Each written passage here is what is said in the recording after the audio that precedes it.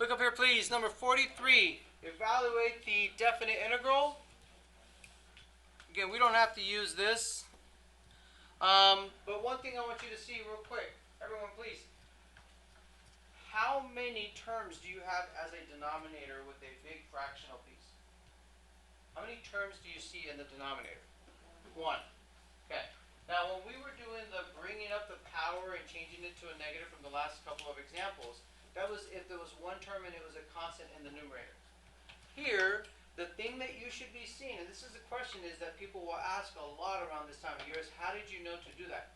Because of certain things from frequent practice, your red flag should be, I have one term with adding and subtraction fractions in a huge fraction. One term that I'm about to split up. Okay?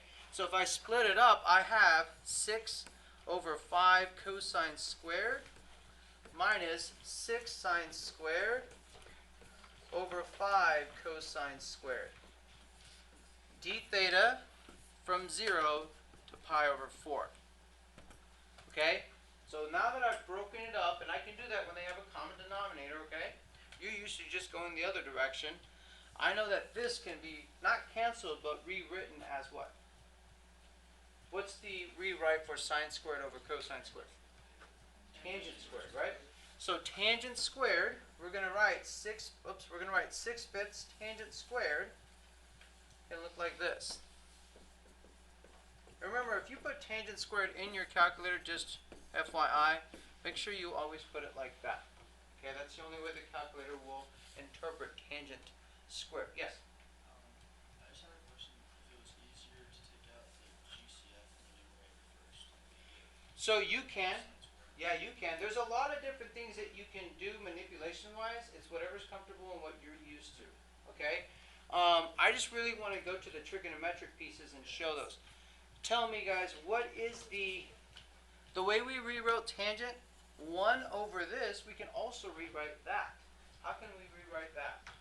Secant squared. Okay? So secant squared,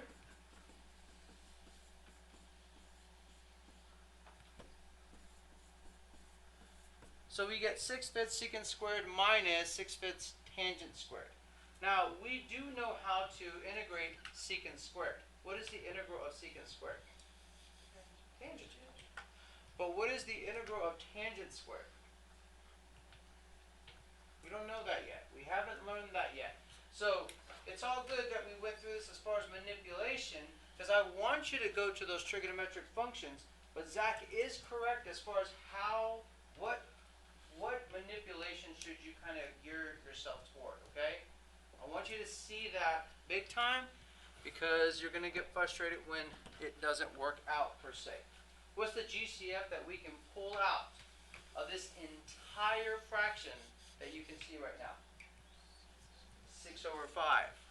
Check this out. Constant multiple rule, 6 over 5.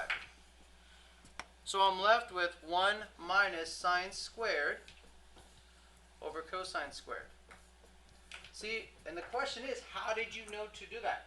Constant multiple rule, I keep telling you, even though I messed up a couple examples, that you're wanting to pull that out to simplify the integrand, okay? Because now, you've memorized this as 1. And manipulations of that, if I subtracted cosine squared, if I subtracted sine squared, I could divide everything by cosine squared. I could divide everything by sine squared. We'll change to other equations that you don't have to memorize. You just have to memorize this one. I think I've already mentioned this, cosine of 2x. That's cosine squared minus, not the plus, but minus sine squared. Whoops. And your last one is sine of 2x. In my opinion, these are the most important ones all year that you'll use predominantly in a lot of different places that you should have memorized, okay? Alright. Do you see that 1 minus sine squared is what? Cosine squared. So really the integral is just d theta. It's 1 d theta that I haven't yet integrated. And this is a lot easier than the other one that we try to do by changing everything to trigonometric function.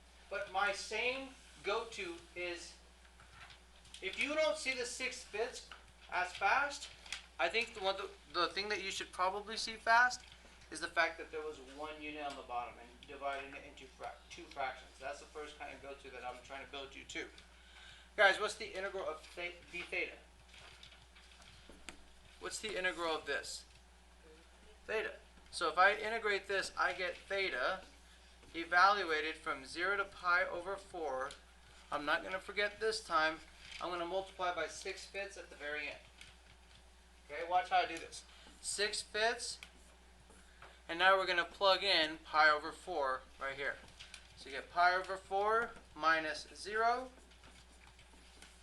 is going to give us this 6 pi over 20, which reduces to 3 pi over 10. So, more of the story, the first manipulation, even though it's your first go-to, sometimes may not work, but develop your first go-tos. In this sense, breaking up a fraction into two fractions with the same common denominator when there's one term on the bottom, and or